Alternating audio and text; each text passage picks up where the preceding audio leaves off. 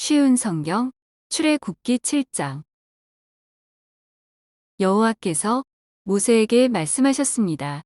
나는 너를 파라오 앞에서 마치 하나님과 같게 할 것이다. 그리고 내 형 아론은 너를 위해 대언자가 될 것이다. 내 형 아론에게 내가 너에게 명령한 모든 것을 말해 주어라. 내 형 아론은 파라오에게 이스라엘 백성을 그 땅에서 내보내라고 말할 것이다. 그러나 나는 파라오의 고집을 그대로 두고 이집트 땅에 많은 기적을 일으킬 것이다. 그럼에도 파라오는 내 말을 듣지 않을 것이다.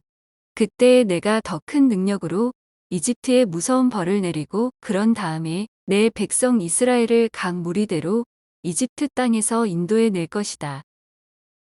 내가 나의 큰 능력으로 이집트에 벌을 내리고 이스라엘 백성을 그 땅에서 인도해 낼 때에야 비로소 이집트 사람들은 내가 여호와인 줄을 알게 될 것이다.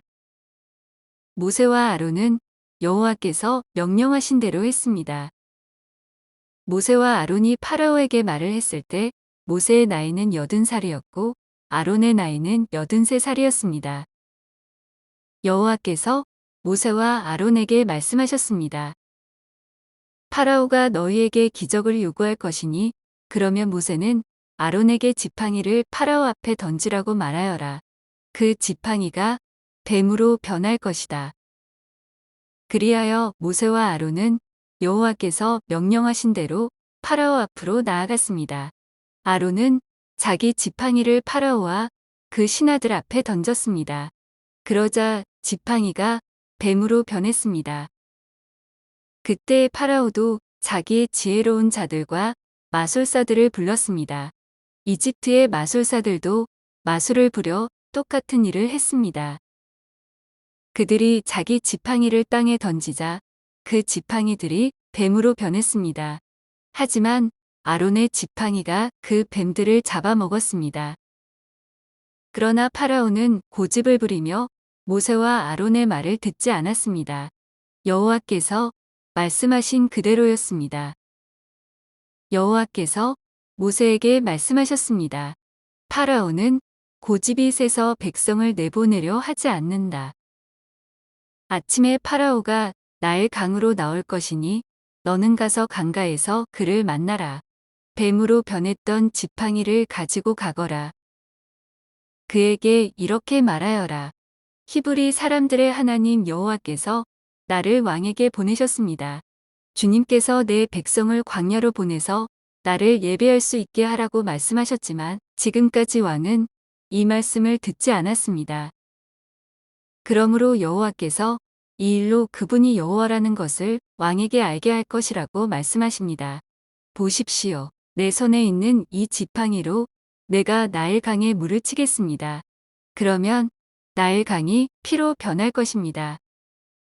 강의 물고기들은 죽고 강물에서는 냄새가 나서 이집트 사람들이 나일 강의 물을 먹지 못하게 될 것입니다.